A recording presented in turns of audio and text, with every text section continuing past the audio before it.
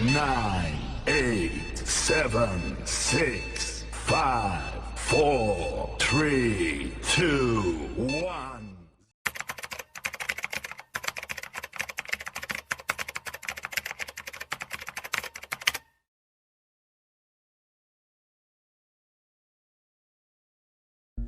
Assalamualaikum warahmatullahi wabarakatuh.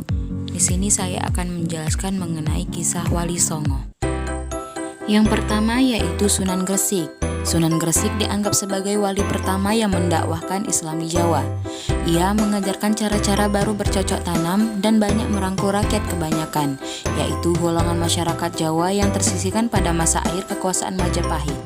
Sunan Gresik berusaha menarik hati masyarakat yang tengah dilanda krisis ekonomi dan perang saudara.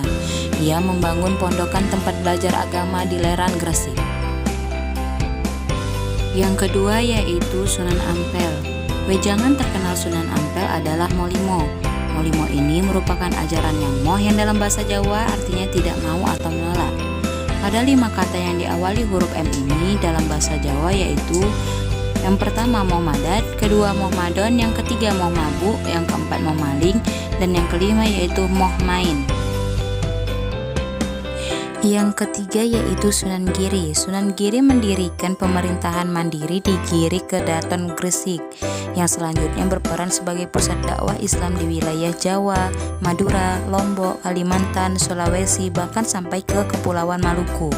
Salah satu keturunan yang terkenal ialah Sunan Giri Prapen yang menyebarkan agama Islam ke wilayah Lombok dan Bima.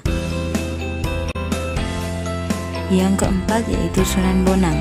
Sunan Bonang banyak berdakwah melalui kesenian untuk menarik penduduk Jawa agar memeluk agama Islam. Sunan Bonang terkenal sebagai penggubah suluk wijil dan tembang tombak ati yang sampai sekarang masih sering dinyanyikan kebanyakan orang. Ia menimba ilmu ke Pasai bersama Raden Paku. Yang kelima yaitu Sunan Kalijaga. Sunan Kalijaga banyak menghasilkan karya seni berfalsafah Islam. Ia membuat wayang kulit dan cerita wayang Hindu yang diislamkan. Selain itu, beliau menciptakan tembang suluk, lir-ilir, dan gundul-gundul pacul. Yang keenam yaitu Sunan Derajat. Sunan Derajat lebih banyak berdakwah kepada masyarakat kebanyakan. Ia menekankan kedermawanan, kerja keras, dan peningkatan kemakmuran masyarakat sebagai pengamalan dari agama Islam. Pesantren Sunan Derajat dijalankan secara mandiri sebagai wilayah perdikan, bertempat di Desa Derajat, Kecamatan Paciran, Lamongan, Jawa. Yang ketujuh yaitu Sunan Gunung Jati. Sunan Gunung Jati mengembangkan Cirebon sebagai pusat dakwah dan pemerintahannya, yang sesudah itu menjadi Kesultanan Cirebon. Anaknya yang bernama Maulana Hasanuddin juga berhasil mengembangkan kekuasaan dan menyebarkan agama Islam di Banten, sehingga kemudian menjadi cikal bakal berdirinya Kesultanan Banten. Yang kedelapan yaitu Sunan Kudus. Sunan Kudus banyak berdakwah di kalangan kaum penguasa dan priai Jawa. Di antara yang pernah menjadi muridnya ialah Sunan Prawoto, penguasa Demak Jawa Tengah, dan Arya Penangsa Adipati Cipang Panolan. Dan yang kesembilan yaitu Sunan Muria.